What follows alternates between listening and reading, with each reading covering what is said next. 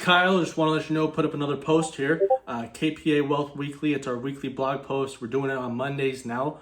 We got rates, we got stock market update, we got financial numbers, we got real estate market update, and we got a week wealth strategy there.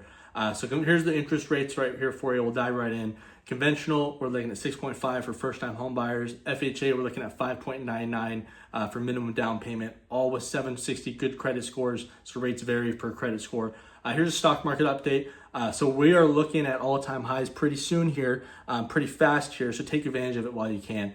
Israel, Iran, they went to war. We saw the market drop a little bit, but it's already recovering today and a little bit more. So we're looking good there. We're probably going to keep going up to the all-time highs. So really take advantage of that. On top of that, we have a Fed meeting this Tuesday and Wednesday, very important for the market. There's a 99.8% chance that rates are staying the same from the Fed. So there's a picture for you, a funny picture of Jerome Powell right in the middle of the war zone. Not sure what he's going to do. It's likely he's going to keep rates the same, even though we're seeing war in the Middle East and inflation going up. So on to the next, we're looking at financial news. Last week, we saw inflation numbers. So we'll get to those right here. So CPI and PPI, they're pretty moderate, nothing crazy. 0.1% month over month for CPI for May, and 2.4% up year over year, aligning with expectations. CPI, same thing, aligning with expectations, and PPI, sorry.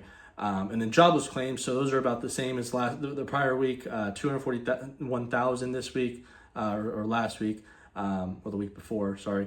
And then we have manufacturing and activity. Those numbers came in contracting a little bit, as expected, probably due to the tariffs and stuff like that. And then we have retail sales. They rose 0.1% month over month. So that's actually looking better than before. Before we were seeing a 0.7% drop. So that's looking better. There's a quick summary for you.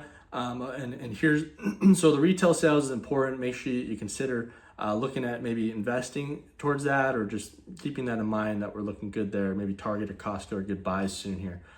So on to the next. We got real estate. Is it a buy or a sell? My thoughts are a buy. Pending home sales declined 1.1% over the past year, and 37.6% of those closed within 2 weeks. Pretty slow compared, and it's the slowest pace since spring of 2020, back during COVID. So supply, it's surpassing demand. That number right there, the 500,000 more sellers than buyers, I included that for a particular reason. Later in this post, I'm going to contradict it, and I'll show you why. So we also saw a price gap lowering costs. So the median prices of homes, 425,000, and then that's seller listed homes median, and then buyers paid a median of 397,000. So a 7% discount there for what we're seeing. So let's skip over some stuff here to get to the misinformation, which is very important. Redfin is the reason came up with that number of the more 500,000 more sellers than buyers.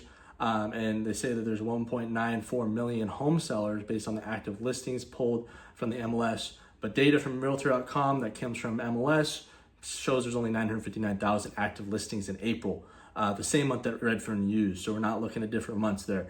To estimate, they basically ran some numbers and they kind of took a guess. They guessed and gave us that number. So it's a little frustrating that they made a guess and it's getting passed on to people that there's a lot more sellers and buyers. We are seeing that it is looking more like a buyer's market, but it's not that significant that Redfin's trying to tell us, right? So takeaway here, don't panic. It's opportunity. It's all opportunity. Inventory is not exploding beyond buyer demand. It is getting a little slower to sell homes, and we're seeing more inventory sitting on the market, but it's not exploding like Redfin's trying to spread around for you guys and to spread to your clients. It's just another talking point that they're trying to give us. So let's keep going. This week's wealth strategy here. So strategy, it's called selling covered calls, and you have to own 100 shares of a stock in order to do it. And you have to have permission from your broker in order to do it. But it's called dividend rent. That's another word for it. So you sell covered calls and you use it as passive income for any tranche or group of 100 shares of a stock that you own, giving you some monthly cash flow potential.